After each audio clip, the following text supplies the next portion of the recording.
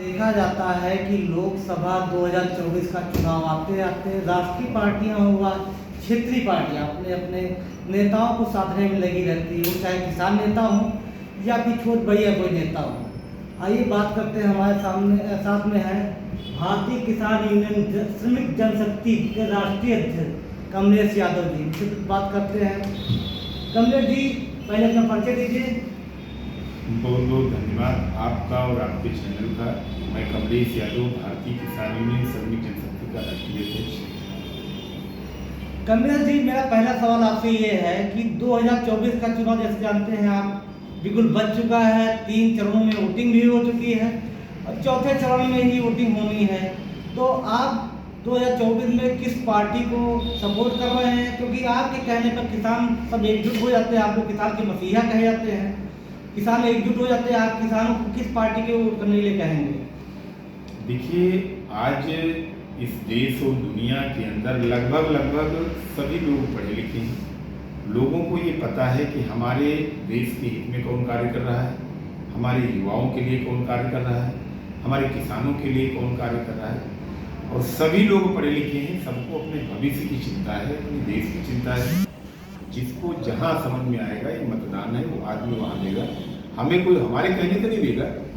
हम लोगों ने बड़ा संघर्ष किया, पूरा देश जानता है, हमारे देश के युवा जानते हैं, व्यापारी जानते हैं, किसान जानते हैं, सभी लोग जानते हैं। हम लोगों ने जो 5 साल जिनको हमने सत्ता दी, जिनको हमने शासन दिया, जिनको हमने पूरे खुल के अपने दिल से हमने उनको अपनी सत्ता और सबूत के लिए पूरा तैयार किया, उनके बीच में अब हमारा जो भी लड़ाई और जो भी हमारा संघर्ष है, उसके अब जो हमारी ट्रेनिंग हुई, अब सवाल जवाब का समय है। ये समय बहुत जल्द आएगा और सभी लोग देखेंगे, वे दुनिया देखेंगे। कमलेश जी हमसे कुछ छुपा रहे हैं, बता नहीं, अपने पत्ते खोल नहीं रहे हैं और कह रहे हैं कि सभी पढ़े लिखे हैं, सभी लोग जागरूक हैं और किस पार्टी को वोट देंगे। लेकिन इन लोग के ये किसान के ऐसे नेता होते हैं कि किसान इनके कहने पे कुछ भी कर सकते हैं, वोट क्या है कुछ भी कर सकते हैं। तो कमलेश भैया से मैं फिर से पूछूंगा कि कमलेश जी आप एक बार फिर से बताएं किस पार्टी को सपोर्ट करेंगे? देखिए, हम लोग राजनीतिक संगठन चलाते हैं जी। हम किसी पार्टी की बात नहीं करते हैं कि किसको कहाँ देना, हम देश के हित की बात करते हैं, हम युवाओं की लिए बात करते हैं, हम नौकरी की बात करते हैं। हमारा प्रदेश कैसे खुशहाल होगा, हमारा देश कैसे खुशहाल होगा, हमारे देशवासियों को आगे प्रगति कैसे होगी, विकास कैसे होगा, हम मुद्दे पे वोट लोगों को देने के कहते हैं।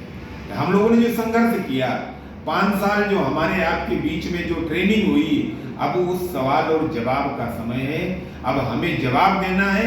हमने 5 साल उनसे सवाल किया, अब हमें उनसे सवाल करने का समय नहीं है, अब हमें सामने वाले से जवाब लेने का समय है। ये सब देखेंगे, पूरा देश देखेगा और मतदान है, अपने मन से आगे मतदान करेगा। कहाँ करेगा ये सब समय बताएगा। जी, देखा गया है कि अभी 5 साल से आपके किसान यूनियन के जितने लीडर हैं, सभी नेता हैं, किसान भाई, लाखों किसान, अटारी बागा हो चाहे बाघा बॉर्डर हो चाहे अटारी बागा हो, 5 साल तक कितने किसान मर गए, कैसे बेचारे। लेकिन एक MPS कानून जो लगाया था सरकार ने, उसको वापस नहीं लिया, कुछ संशोधन किया, जिसको नरेंद्र सिंह तोमर और आपके राकेश सिंह टिकैत ने मिलकर समझौते में क्या किया, मांगे वापस हो गई, किसान वापस आ गए। उसके बाद फिर देखते हैं कि लखीमपुर खीरी में अजय मिश्रा टेनी जो केंद्रीय मंत्री हैं, उनके लड़के ने 5 किसानों पे गाड़ी चलाकर उनकी हत्या कर दी थी, फिर उसको बीजेपी ने टिकट दिया। इस पर आप क्या कहना चाहेंगे? देखिए, जो आपने सवाल किया है वो वाजिब, पूरा देश जान रहा है। एक जो 13 महीना हम लोगों का संघर्ष चला, उस संघर्ष को पूरा देश और दुनिया देखी। 740 से 42 किसान हमारे शहीद हुए, पूरा देश जान रहा है। एक नरसंहार किया गया, लखीमपुर की घटना एक नरसंहार कहा जाता है। पूरे देश का किसान आज भी मांग कर रहा है। हमारे गोंडा के अंदर हमारी बहनों के साथ कैसे कैसे क्या क्या कार्य किए गए, बड़ी मांग और बड़ा कार्य है, ये सभी लोग जानते हैं और आप भी जानते हैं, हम भी जानते हैं। समय आने पर सभी पत्ते खुलेंगे। अब हमसे मत कहो भाई किसको क्या करना है, ये देश की जनता है, ये जागरूक है, ये युवा है, इनको नौकरी की जरूरत है, हमें विकास, देश के लिए विकास की जरूरत है। हम झगड़ा ही करते रहेंगे, संघर्ष ही करते रहेंगे। हमने किस तरीके से हमने आपको वोट दिया। हमने देखिए, हम लोग जब भी किसी को वोट देते हैं या जो भी हम लोग उसका स्वागत करते हैं तो दिल खोल करके स्वागत करते हैं। किसान हमारे देश का अन्नदाता है और भगवान कहा जाता है, और किसान के मन में और दिल में कभी कोई चीज छिपाई नहीं रहती है, वो दिल खोल करके स्वागत करता है। अब सामने वाले वो कैसे 5 साल उन्होंने संघर्ष किया है, हमारे किसान 5 साल संघर्ष किए। 700 से ज्यादा किसान बॉर्डर पर शहीद हुए, चाहे सिंधु बॉर्डर हो चाहे टिकरी बॉर्डर हो, लखीमपुर की घटना हुई, बड़ी बड़ी घटनाएं हुई। आज भी हमारे बॉर्डर पर किसान साथी बैठे हैं। संघर्ष लंबा है इस देश के लिए। हम अपने युवाओं से, किसानों से, मजदूरों से यही कहेंगे कि आप तैयार रहिए, ये देश संघर्ष से चलेगा। जब तक संघर्ष आप नहीं करेंगे, रोड पर आप नहीं आएंगे, तब तक आपकी कोई सुनने वाला नहीं है। अच्छा, भारत के प्रधानमंत्री नरेंद्र मोदी जी का कहना है इस बार 400 पार, इस पर आप क्या कहेंगे? अरे भाई, हम अपनी तरफ से कह दें 400 नहीं, पूरा देश आर पार, वो तो लड़ाई है।